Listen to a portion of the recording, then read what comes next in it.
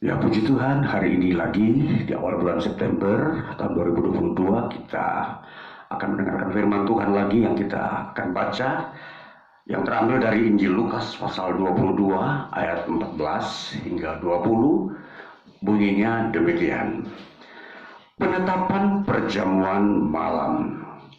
Ketika tiba saatnya, Yesus duduk makan bersama-sama dengan rasul-rasulnya. Katanya kepada mereka, "Aku sangat rindu makan Paskah ini bersama-sama dengan kamu sebelum aku menderita.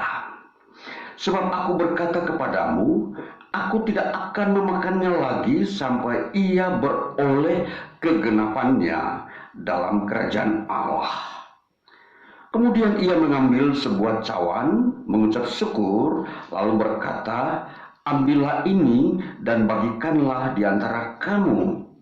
Sebab aku berkata kepadamu, mulai dari sekarang ini, aku tidak akan minum lagi hasil pokok anggur sampai kerajaan Allah telah datang." Lalu ia mengambil roti, mengucap syukur, memecah-mecahkannya, dan memberikannya kepada mereka. Katanya, "Inilah tubuhku yang diserahkan bagi kamu. Perbuatlah ini menjadi peringatan akan aku." Demikian juga dibuatnya dengan cawan sesudah makan. Ia berkata, "Cawan ini adalah perjanjian baru oleh darahku yang ditumpahkan bagi kamu." Ya, sampai sekian jauh bacaan kita hari ini. Dan hari ini kita mau melihat tema daripada firman Tuhan ini, dan bagian daripada iman kita adalah kemuliaan iman Kristen. Ya, apa yang kita sudah baca dalam Injil Lukas ini yang judulnya adalah penetapan perjamuan malam. Dan tentunya hari ini kita jemaat di sini mengadakan suatu perjamuan kudus. Ya, saudara, nanti kita akan mengerti perjamuan kudus dalam makna iman Kristen yang akan membuka kemuliaan Tuhan di dalamnya.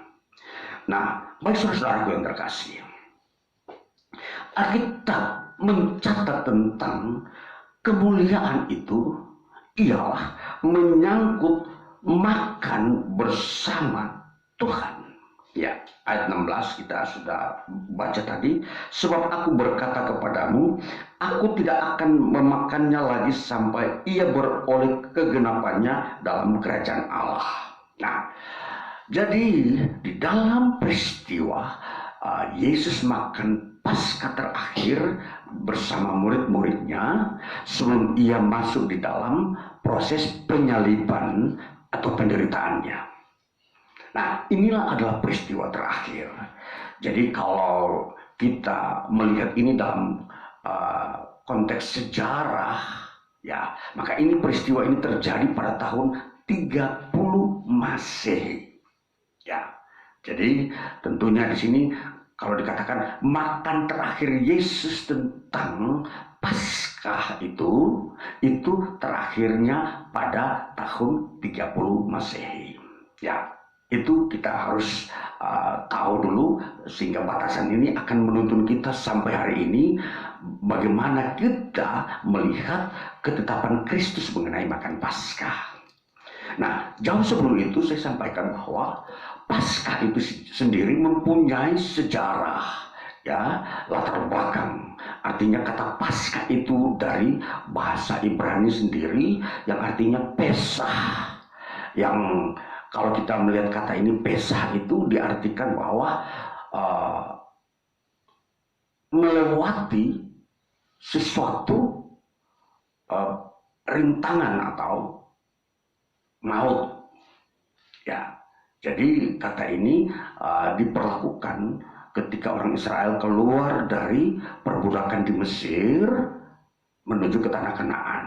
Jadi mereka yang keluar dari tanah Mesir karena perbudakan itu, mereka keluar dari maut atau rintangan untuk mereka bisa menikmati persekutuan dengan Allah. Jadi Allah menginginkan umat Israel itu bersekutu dengan dia di tanah Kanaan, bukan di Mesir. Nah, itulah sebabnya lahirlah Paskah pada saat itu. Nah, jadi kalau kita melihat makna Paskah ketika mulai timbul adalah suatu proses kelepasan dari perbudakan. Ya, jadi menjadi orang yang merdeka, orang dapat berbakti atau memuji Tuhan dengan bebas. Nah, itu makna dari Paskah. Nah, selanjutnya Paskah itu sendiri mulai mengalami juga peningkatan makna. Ketika Yesus Kristus datang ke bumi, seperti apa yang kita sudah baca tadi, bahwa Yesus makan Paskah terakhir memang bersama murid-murid, tetapi masih dalam lingkaran di mana perayaan Paskah yang dilakukan oleh orang Israel. Namun pada momen peristiwa seperti itu juga Yesus menetapkan perjanjian baru atau Paskah baru berdasarkan iman Kristen. Maka kalau kita melihat prosesi di dalam perayaan Paskah itu, kalau zaman Israel keluar dari Mesir, mereka merayakan perayaan Paskah itu dengan cara memotong lembu atau domba dan memakannya dengan roti tidak beragi, bahkan dengan sayur pahit. Yaitu prosesi yang dilakukan oleh orang Israel ketika mereka mau keluar dari Mesir. Namun ketika Yesus Kristus menetapkan perayaan Paskah ini, di situ Yesus berkata, yang kamu harus lakukan adalah makan roti dan minum anggur yang difermentasi. Nah, hanya dua. Berarti sudah tidak ada lagi daging dan sayur pahit. Hanya masih ada roti dan diganti dengan darah. Atau katakan tadi anggur ya. Nah, inilah prosesi perayaan Paskah bagi iman Kristen.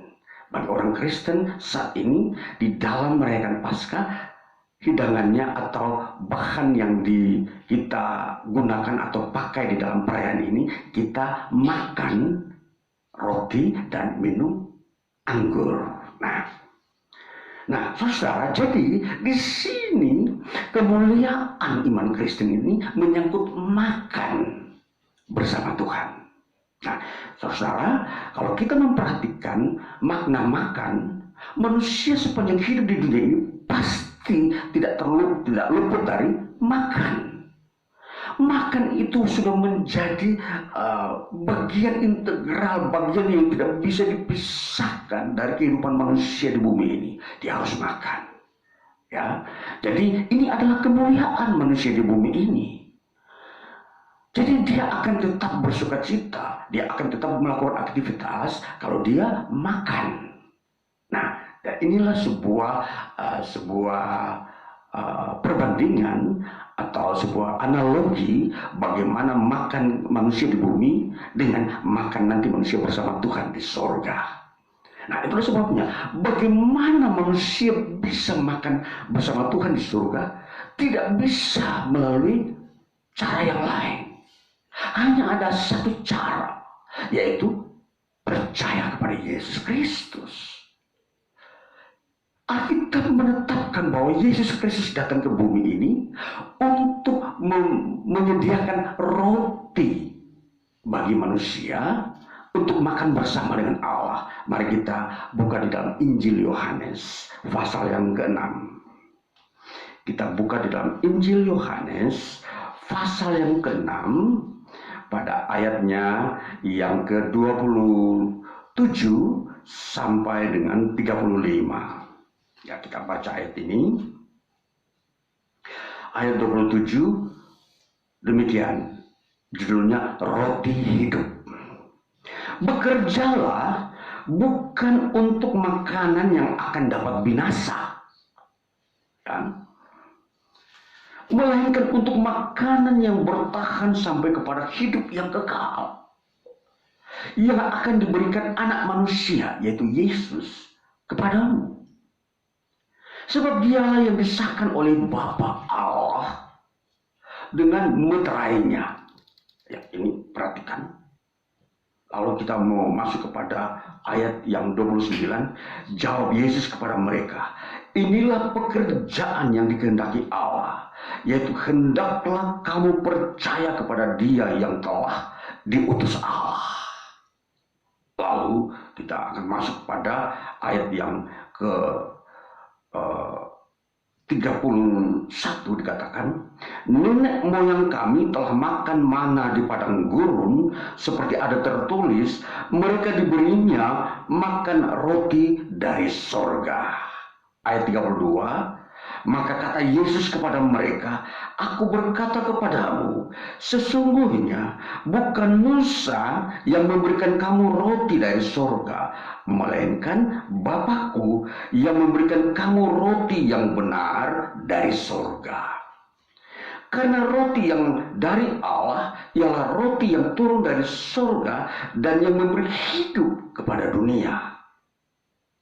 Maka kata mereka kepadanya, Tuhan, berikanlah kami roti itu senantiasa. Kata Yesus kepada mereka, akulah roti hidup. Barang siapa datang kepadaku, ia tidak akan lapar lagi.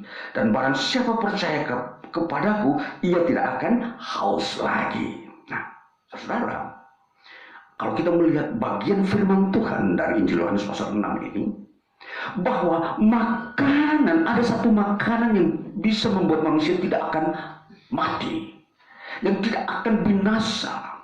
Ya, dikatakan di situ Yesus adalah roti hidup yang memberikan hidup kepada dunia, kepada manusia. Nah, jadi kalau kita melihat Yesus sebagai sumber hidup, roti hidup kepada dunia ini, maka kalau manusia tidak menerima Yesus, maka mereka tidak memiliki roti yang memberi hidup. Ya, inilah sebuah wahyu firman Tuhan kepada manusia di dunia, bahwa ada roti yang bisa memberikan manusia kepada hidup yang kekal. Nah, roti ini apa? Pasti dimakan. Tidak mungkin roti ini hanya dipegang. Ya, kalau roti hanya dipegang tidak dimakan, percuma. Jadi pemberian Allah kepada manusia agar roti itu harus dimakan. Saudara, nah ini kalau kita melihat bahwa makan bersama Tuhan, disinilah kita akan memulainya di dalam Tuhan Yesus Kristus. Jadi bahan-bahan makanan itu sudah dijelaskan bahwa Yesus itu roti hidup. Yesus berkata, barang siapa percaya kepadaku, ya, dikatakan ayat 28, dikatakan ayat 29 maksudnya, jawab Yesus kepada mereka, inilah pekerjaan yang dikehendaki Allah, yaitu hendaklah kamu percaya kepada Dia yang telah diutus Allah. Percaya.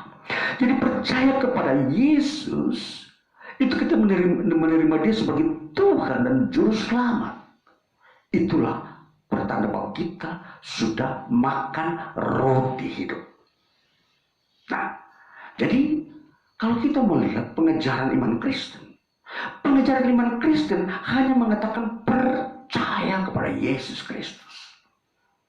Ketika engkau percaya kepada Yesus Kristus, terbukalah semua pintu surga bagi dirimu. Terbukalah semua kesempatan kehidupan bagi dirimu. Hanya percaya. Jadi, Alkitab menegaskan kepada manusia di dunia ini, kamu harus percaya kepada Yesus Kristus kalau kamu ingin hidup yang kekal. Kalau kamu tidak akan masuk ke dalam penghukuman. Jadi di sini kalau kita memperhatikan iman Kristen, hanya penegasannya di dalam percaya kepada Yesus Kristus. Apa makna percaya kepada Yesus Kristus? Percaya kepada Yesus Kristus itu artinya kita pandang Dia sebagai Tuhan, dan Dialah yang bisa menolong kita, tidak bisa yang lain. Itu artinya percaya. Kalau kita sudah percaya, berarti kita tidak akan mungkin mengambil yang lain untuk memasukkan ke dalam percaya hidup kita ini. Jadi percaya ini bersifat tunggal, tidak bisa digandakan, tidak bisa dicampur baur dengan yang lain. Nah, jadi di dalam memahami iman Kristen, janganlah ada orang Kristen mau mencampur adukan kepercayaannya dia kepada Yesus Kristus, kemudian dia campurkan dengan kepercayaan kepada yang lain. Dia masukkan ke dalam hidupnya. Ini tidak sah kepercayaan seperti ini. Yesus hanya mau bahwa kalau kamu ingin hidup yang kekal, percayalah kepadaku. Titik. Tidak ada tambahan yang lain. Nah, saudara-saudara, di dalam kita memahami iman kita, iman Kristen, seringkali saya mendengar dan melihat banyak orang menganggap iman Kristen, percaya kepada Yesus itu biasa saja. Sebentar hari ini dia menjadi Kristen, entah mungkin 10 tahun, 20 tahun lagi dia tidak menjadi Kristen. Ya, bisa saja pada masa remajanya dia Kristen, pada masa tuanya dia tidak Kristen. Nah, ini saudara-saudara, ini fakta. Dan ini kejadian-kejadian ini banyak terjadi di kalangan orang-orang Kristen yang sudah Kristen sebelumnya. Dan ini akan menjadi sebuah warning, peringatan bagi mereka. Bahwa Yesus berkata, kalau kamu tidak percaya kepadaku, kamu tidak akan makan roti yang dari surga. Kamu tidak akan makan bersama Tuhan di surga. Itu berarti terbuang. Nah, jadi di sini penegasannya bahwa percaya kepada Yesus Kristus itu dari awal sampai akhir hidup. Bukan dari awal sampai pertengahan, berhenti, dari pertengahan sampai akhir hidup dia tidak percaya lagi. Percuma sia-sia imanmu pada saat awal pertama. Mungkin saja ibumu, bapakmu Kristen, dibesarkan dalam keluarga Kristen, tetapi ketika kamu mulai masuk dewasa, mencari pekerjaan, menikah, kamu meninggalkan imanmu kepada Yesus Kristus. Ini membahayakan dirimu. Nah, ini sebelum terlanjur, generasi muda harus memperhatikan ini baik-baik. Dan firman Tuhan ini memang bukan saja untuk generasi muda. Bisa saja pencobaan itu datang kepada semua orang yang bisa mengakibatkan dia meninggalkan iman Kristen. Ya, perhatikan ini saudara. Penegasan firman Tuhan ini tidak bisa ditawar-tawar. Jangan berpikir, oh, pengalaman saudara menjadi Kristen dulu pernah 40 tahun. Lalu 20 tahun sisa atau 30 tahun sisa saudara tidak Kristen. Lalu saudara berpikir bahwa Tuhan mempertimbangkan saya 40 tahun lebih banyak Kristen, 30 tahun lebih di luar Kristen. Tuhan pasti menolong saya karena saya 40 tahun lebih banyak dari 30 tahun. Tidak. Tuhan tidak memakai prinsip pikiran akal manusia. Tuhan berpikir barang siapa yang setia, mereka yang akan makan roti hidup itu. Jadi jangan main-main saudara-saudara yang sudah Kristen. Kalau saudara sudah menerima Injil sejak kecil, dibina, pertahankan itu sampai engkau akhir hidup. Ya, ini penting bagi saudara, karena ini kerajaan Allah tidak bisa dipermainkan. Kerajaan Allah itu kudus, suci. Karena ketika kamu masuk dalam dunia ini tidak dengan iman Kristen, pasti kamu bertemu dengan banyak dosa-dosa dan banyak ajaran-ajaran yang membuat kamu tidak bisa hidup dalam kebenaran. Itu permasalahannya. Nah, jadi saudara-saudara, ini yang kita mau lihat bagian-bagian yang begitu mulia dalam iman Kristen. Ialah menyangkut hidup kekal. Maka saudaraku, kalau kita memperhatikan selanjutnya bahwa kita adalah orang-orang yang mewarisi kerajaan Allah yang disediakan oleh Kristus. Firman Tuhan dikatakan dalam Injil Yohanes bahwa Yesus telah datang diutus oleh Allah dan dia yang memberikan roti itu. Bukan Musa yang memberikan roti, tapi Tuhan Allah Bapa di surga. Itulah sebabnya Yesus datang ke dunia ini untuk membawa roti dan diberikan kepada semua orang, semua bangsa. Kalau zaman dulu hanya orang Israel saja yang menerima roti, yaitu mana. Tapi ketika Yesus datang ke dunia, Yesus mau memberikan roti dari surga ini kepada semua orang, semua bangsa. Bukan saja Israel, bangsa Indonesia pula ikut. Saudara-saudara berada di pedalaman, kalau saudara mendengar berita ini, mendengar firman Tuhan, terima Yesus, saudara menerima roti dari Yesus. Itulah sesungguhnya kehidupan yang kekal yang saudara cari di bumi ini. Masih banyak hal yang menyangkut kemuliaan Kristen. Tetapi puncak kemuliaan Kristen ini adalah makan bersama dengan Tuhan. Makan. Sebuah acara makan di surga bersama Tuhan. Dan di situ nanti kita mau melihat di dalam Injil Matius pasalnya yang ke-22 ayat 1 sampai 4 bunyinya demikian. Injil Matius pasal 22 kita baca. Injil Matius 22 ayat 1 sampai dengan 4 bunyinya demikian.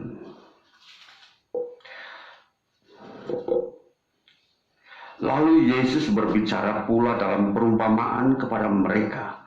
Hal kerajaan surga seumpama seorang raja yang mengadakan perjamuan kawin untuk anaknya. Ia menyuruh hamba-hambanya memanggil orang-orang yang telah diundang ke perjamuan kawin itu, tetapi orang-orang itu tidak mau datang. Ia menyuruh pula hamba-hamba lain, pesannya, katakanlah kepada orang-orang yang diundang itu, sesungguhnya hidangan telah kusediakan, lembu-lembu jantan dan ternak piaraanku telah disembelih, semuanya telah tersedia, datanglah ke perjamuan kawin ini. Nah, saudara-saudara, ini sebuah perumpamaan.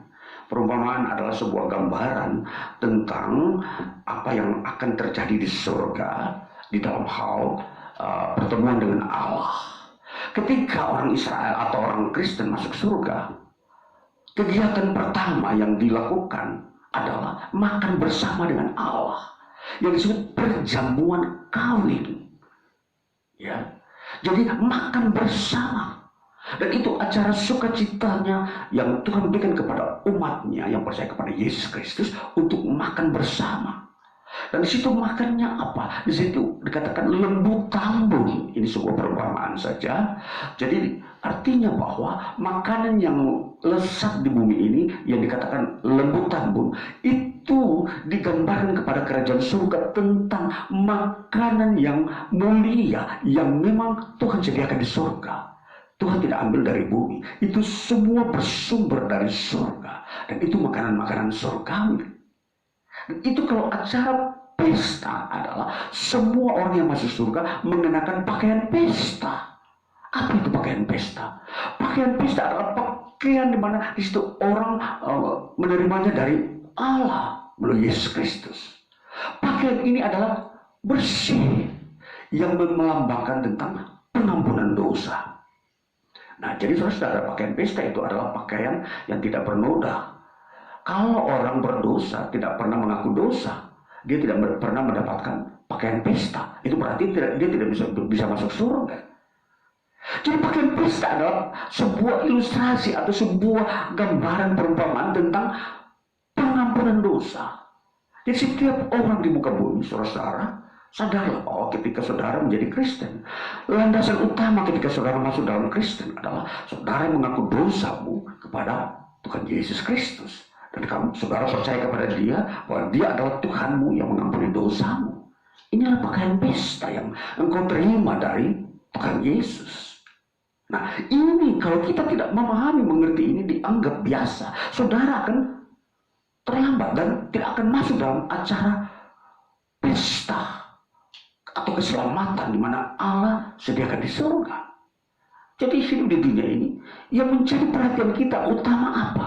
Supaya kita masuk di dalam acara perkawinan. Maka siapkanlah pakaianmu. Jadi jangan anggap remeh pertobatan itu. Pertobatan bukan barang mainan. Pertobatan mengaku dosa itu sangat penting, sangat sakral dalam iman Kristen. Jadi kalau saudara mengaku dosa dengan segenap hati, maka terjadilah pengampunan dosa. Nah, inilah sebuah gambaran bagaimana kita memasuki sebuah kemuliaan di dalam iman Kristen. Jadi Alkitab menegaskan bahwa setiap orang yang percaya kepada Kristus harus mengaku dosa. Kalau engkau tidak pernah mengaku dosa dalam dirimu, maka engkau tidak masuk ke dalam sebuah ketetapan Allah, yaitu masuk ke dalam kerajaan surga. Jadi ini perhatikan baik-baik. Jadi pengakuan dosa itu merupakan pusat kehidupan iman Kristen. Kalau saudara memiliki iman Kristen tapi tidak pernah mengaku dosa, saudara sesungguhnya tidak mengerti Alkitab. Saudara tidak mengerti wahyu Tuhan. Jadi di sini letak kita harus mengerti manusia, bahwa Allah memberikan kemurahannya untuk menyediakan pengampunan dosa bagi manusia di dunia ini. Maka kalau kita mau menerima roti hidup, kita terima itu melalui Yesus Kristus. Nah, di sini kita mau melihat bahwa kita menerima Yesus bukan sekedar kita percaya bahwa Dia Tuhan, tapi kita percaya bahwa Dia yang mengampuni dosa kita, bahwa kepada Dia kita mengaku dosa kita. Ini. Jadi kalau kita memperhatikan perjalanan iman kita, tidak pernah dalam satu hari kita harus tidak mengaku kelemahan kita kepada Tuhan, kesalahan kita kepada Tuhan. Ketika saudara bekerja, ketika saudara dalam rumah tangga, ketika saudara dalam pergaulan, ketika saudara mengerjakan pekerjaan-pekerjaan yang ada di dunia ini, saudara tidak luput dari kesalahan dan kelemahan. Dan kalau kesadaran bahwa kelemahan ini ada, kesalahan, maka kita harus sadar bahwa pengakuan dosa kepada Tuhan itu sangat penting. Nah, inilah yang akan memperlihatkan kepada kita bahwa pakaian pesta inilah adalah pakaian ini jangan sampai ternoda. Maka untuk menjaga pakaian yang kita sudah terima dari Tuhan Yesus ketika kita percaya kepada Dia, itu harus saudara pelihara sejak saudara menjadi Kristen. Ketika saudara dewasa, saudara tentunya harus sadar bahwa saya ingin mengikuti Yesus. Sadar dengan iman, mengaku dosa, dan pelihara apa yang kau sudah lakukan itu. Inilah yang kalau kita memperhatikan kemuliaan di dalam iman Kristen. Ya, selanjutnya mari kita lihat bahwa merayakan Paskah secara Kristen adalah sebuah ketentuan Kristus, bahwa setiap orang yang percaya kepada Kristus harus merayakan Paskah ini. Atau dengan kata lain bahwa di dalam merayakan Paskah itu, setiap orang yang sudah percaya kepada Yesus Kristus, setiap orang yang sudah mengaku dosanya, dia wajib makan roti dan minum anggur.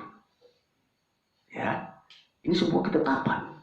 Jadi kalau ada seseorang berkata bahwa ya dia sudah Kristen 30 tahun, tapi dia tidak pernah melakukan perjamuan kudus, tidak pernah makan roti dan minum anggur, ini saudara-saudara belum sesungguhnya menyadari atau mengerti tentang iman saudara. Iman saudara kepada Kristus itu diperlihatkan tentang pengampunan dosa. Jadi ketika saudara makan roti dan minum anggur yang Tuhan telah tetapkan, itu saudara mengingatkan diri saudara bahwa hidup saya ini telah diampunkan dosa saya oleh Kristus. Itu untuk mengingatkan sehingga saudara merayakan itu sebagai sebuah kemuliaan kepada Kristus. Nah, inilah kemuliaan-kemuliaan dalam iman Kristen. Jadi ketika saudara melakukan perayaan makan roti dan minum anggur, itu kemuliaan di dalam iman Kristen. Karena menyangkut dengan diri saudara, menyangkut pengampunan dosa. Maka kita harus perhatikan serius bahwa kita harus fokus, paling tidak dalam setahun kita sekali ikut perjamuan kudus dengan Tuhan, makan bersama. Karena ini ciri bahwa orang yang sudah percaya kepada Kristus, dia harus terus merayakan peristiwa Yesus mati di kayu salib dengan makan roti dan minum anggur. Nah, ini yang harus kita tahu. Yang kedua, setelah kita mengerti bahwa kita menerima roti dari surga. Kemudian, kalau kita mau memperhatikan bahwa apa yang kita lakukan di dunia ini, makan roti dan minum anggur, itu merupakan gambaran atau simbol bahwa nanti kita mempunyai iman akan makan bersama dengan Tuhan di surga. Ini yang sudah kita lihat dari gambaran dalam Injil Matius 22 tadi, bahwa Allah menyediakan sebuah acara pesta kawin di surga kepada orang-orang yang percaya kepada Kristus. Itu yang kita perhatikan. Jadi, kalau kita tetap melakukan perjamuan kudus paling minus 1 kali setahun, ya paling maksimum kalau memang boleh sebulan sekali. Mengapa? Karena demi untuk kita memfilter diri kita dari ajaran-ajaran sesat di dunia ini. Masih banyak ajaran-ajaran yang begitu mencemarkan jiwa pikiran kita, penuh dengan kesombongan manusia, keserakahan, dan tipu daya muslihat iblis di dunia ini yang mencemarkan jiwa kita. Maka di dalam kita mau menikmati selalu penyucian darah Yesus, maka maksimal kita buat sebulan sekali. Itulah sebabnya awal bulan selalu kami tetapkan sebagai acara atau kegiatan perayaan, yaitu perjamuan kudus. Nah, saudara, kita mau memahami ini baik-baik, bahwa iman Kristen kita ini tidak hanya berjalan sendiri tanpa unsur-unsur ibadah. Seseorang sudah percaya kepada Kristus, dia wajib beribadah kepada Kristus. Dia wajib masuk di dalam persekutuan, mendengarkan firman Tuhan di dalam pertemuan ibadah. Dan di dalam pertemuan ibadah itu yang dilakukan adalah berdoa, mendengarkan firman, yaitu ajaran-ajaran iman, dan melakukan perjamuan kudus. Ini 3 unsur penting yang ada di dalam iman Kristen. Jadi ketika saudara sudah umur 17 tahun, wajiblah saudara dibaptis. Kalau kita memperhatikan kenapa baptisan itu harus dewasa, supaya dia sadar bahwa baptisan itu sebagai lambang kita telah diampuni dosa bersama Kristus. Bahwa Kristus menyucikan dosa kita oleh darahnya ketika dia mati di kayu salib. Dan baptisan itu yang dilakukan oleh air itu menjadi lambang bahwa air itu telah menyucikan bersih jiwa kita dari pencemaran dosa yang kita telah lakukan sebelumnya dan pencemaran dunia di dalam hidup kita. Ini yang kita harus mengerti di dalam kita sebagai seorang yang percaya kepada Kristus. Jadi baptisan ini yang kita juga harus mengerti.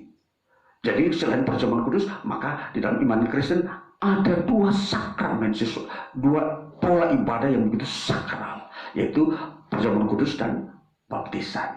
Tapi baptisan hanya sekali, tapi perjamuan kudus terulang atau berulang-ulang kali. Ya, ini perbedaannya. Nah, jadi ini saudara-saudara, jadi kalau kita memasuki dalam dunia iman Kristen, yang kita hadapi adalah ini: berdoa, mendengarkan firman, dan perjamuan kudus. Itu hal-hal surgawi, itu hal-hal mulia dari surga. Itulah roti hidup. Jadi kalau kita beribadah tidak mendapatkan firman, kita tidak melakukan doa, dan kita tidak melakukan perjamuan kudus, kita tidak beribadah kepada Allah.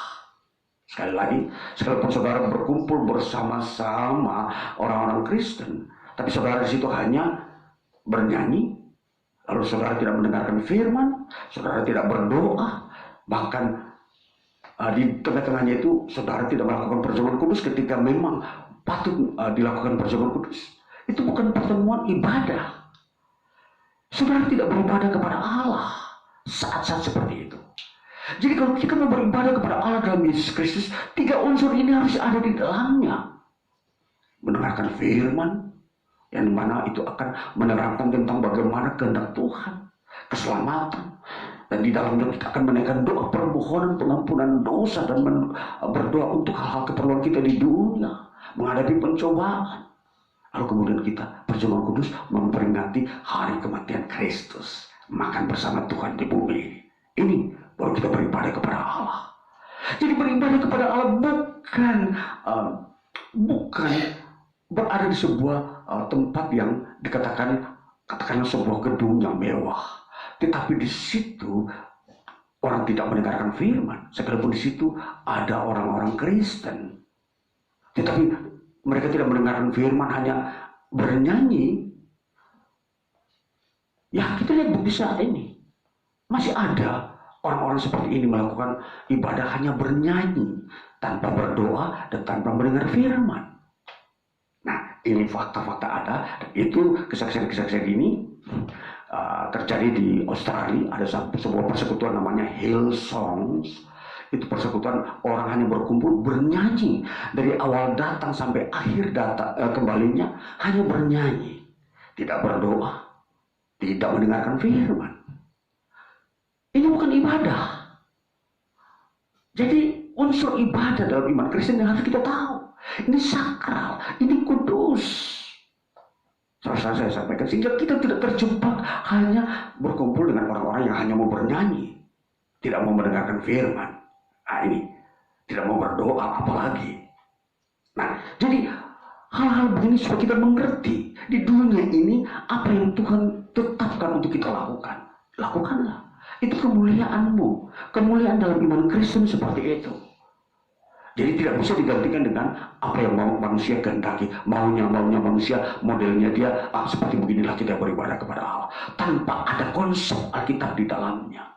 Nah, ini saudara-saudara, saya sampaikan ini supaya kita bisa selalu memfilter gejala-gejala fenomena di dunia ini. Hal-hal yang seringkali memanipulasi iman kita. Dibilang karena mari kita melakukan persekutuan bersama. Tiba tahu-tahu mereka bukan beribadat tapi hanya nyanyi-nyanyi. Nyanyi-nyanyi bukan persekutuan. Persekutuan itu harus Allah hadir di dalamnya. Firman Tuhan dan doa. Itulah menjadi kriteria utama dalam beribadah kepada Allah. Memanggil nama Yesus di dalamnya penting. Di dalam menyapa Tuhan, nama Yesus di dalamnya. Nah, ini saudara yang terkasih, di dalam memahami kita kemuliaan iman Kristen ini, maka kita akan menjalani ibadah kita di dunia ini dengan baik dan benar. Saudaraku, ini menyangkut apa yang saya katakan tadi, bahwa Yesus mengakhiri perjamuan Paskahnya pada tahun 30 Masehi. Nanti pada tahun 2030 itu genaplah masa usia gereja melakukan perjamuan kudus 2000 tahun, 2 milenium. Maka bisa saja tahun 2030 ada sebuah tanda-tanda ajaib yang Tuhan buat untuk meneguhkan orang-orang percaya di muka bumi. Karena sudah 2000 tahun umatnya memperingati hari kematian Kristus. Maka ini kita harus perhatikan bahwa apa yang disebut nubuatan, penggenapan itu selalu ada di dalam Yesus Kristus. Nah, lalu yang kita harus perhatikan, roti dan anggur. Roti adalah bahan yang dibuat dari tepung, ya. Jadi di dalam perjamuan kudus itu tidak boleh bahan yang lain. Harus roti dan anggur yang difermentasi, bukan minuman yang lain. Maka ketetapan ini memang begitu sakral, tidak boleh dirubah, tidak boleh diganti dengan benda yang lain. Nah, sebaliknya, sekalipun dia sakral, tapi dia tidak bersifat mistis. Artinya begini, ketika orang menghadapi sebuah, katakanlah, perang dunia, Tahu-tahu dia bilang kalau dia ingin selamat, dia bawa roti dan anggur ke dalam medan perang. Nah, ini supaya dia seolah kebal, tidak tertembak oleh musuh ketika peperangan. Nah, ini namanya sudah mistik. Ada yang lain-lain juga. Ketika dunia perang, ada orang hanya membawa Alkitab kecil begini, dimasuk dalam sakunya dia sebagai sebuah perbuatan-perbuatan mistis. Semoga dia dilindungi oleh Tuhan dalam medan peperangan. Nah, kesalahan-kesalahan seperti ini yang tidak perlu dilakukan. Jangan menganggap roti dan anggur itu sebuah benda mistis, atau Alkitab itu sebagai sebuah benda mistis. Lalu misalkan ada sebuah praktek menghadapi orang kerasukan setan, dia hanya memperlihatkan Alkitab ini. Baik, setan pergi, lihat ini Alkitab. Dia tidak membacakan ayatnya, dia hanya memperlihatkan Alkitab. Salah. Iblis tidak akan lari kalau melihat hanya kita perlihatkan Alkitab begini. Dia membutuhkan isi di dalam Alkitab untuk dia dengar, baru dia keluar. Nah, ini saudara perhatikan, sebagai seorang Kristen harus tahu hal-hal ini. Alkitab ini bukan benda mistis. Ini lalu disimpan, tidak pernah dibaca. Kalau berdebu lalu dibersihkan, ditaruh dalam kotak peti dan terbuat dari emas. Nah, saudara, ini bukan benda mistis. Harus dibaca. Walaupun dia kusut-kusut, tetap dibaca. Karena kertas. Tetapi isinya itu yang paling penting. Firman Allah. Nah, ini perhatikan Bapak saudara-saudara ketika masuk dalam dunia Kristen. Hal-hal yang harus diperhatikan ini. Ini hal-hal mulia di dalam iman Kristen. Bukan hal-hal biasa. Ketika saudara membaca Alkitab, tidak sama ketika saudara membaca buku-buku ilmiah. Ketika saudara membaca Alkitab, berbeda dengan saudara membaca buku pelajaran, membaca WA di HP saudara. Berbeda. Nilainya ada di dalam ketika kita membaca Alkitab. Suara Tuhan kita mendengar, bahasanya jelas. Jadi yang penting membaca. Bukan membawa, tapi membaca. Nah, jadi inilah saudara, ketika saudara membaca Alkitab, sudah ada di otak. Kalau saudara tidak membawa pun tidak mengapa, karena sudah ada di pikiran saudara firman Allah. Itu yang paling penting. Jadi firman Allah tertulis di dalam pikiran kita, sehingga kalau kita tidak sempat membawanya, sudah ada tertulis. Oh ya, saya ingat firman Tuhan, demikian bunyinya, janganlah engkau menjauhkan diri dari persekutuan dengan Tuhan Allahmu. Janganlah engkau mencintai dunia ini. Janganlah engkau misalkan memusuhi saudaramu. Ini hal-hal ini sudah tertulis. Jadi penting kita menjadi seorang Kristen tidak boleh kosong dengan bunyi firman Tuhan.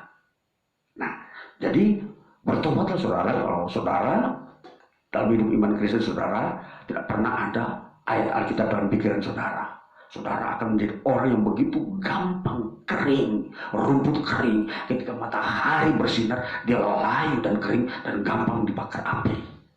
Itu manusia. Jadi masuk dalam dunia Kristen, jangan leha-leha atau santai-santai, tidak pernah baca Alkitab. Nah, bacalah. Ingatlah itu masuk dalam prinsip iman saudara. Ini penting. Bahasa yang berharga dari Tuhan. Dia bersifat kekal dan tidak pernah berubah isinya. Dan Tuhan akan menghukum manusia berdasarkan isi yang ada dalam Alkitab. Dikatakan, kalau kamu tidak percaya Yesus, kamu akan dihukum. Itu berdasarkan Alkitab. Isinya. Maka kalau manusia tidak percaya Yesus Kristus, jelas dihukum. Tidak bisa moga-moga. Karena itu bunyi isi Alkitab seperti itu. Firman Allah. Maka kita percaya Yesus itu berdasarkan firman Allah. Bukan berdasarkan kata orang. Bukan berdasarkan kata pendeta.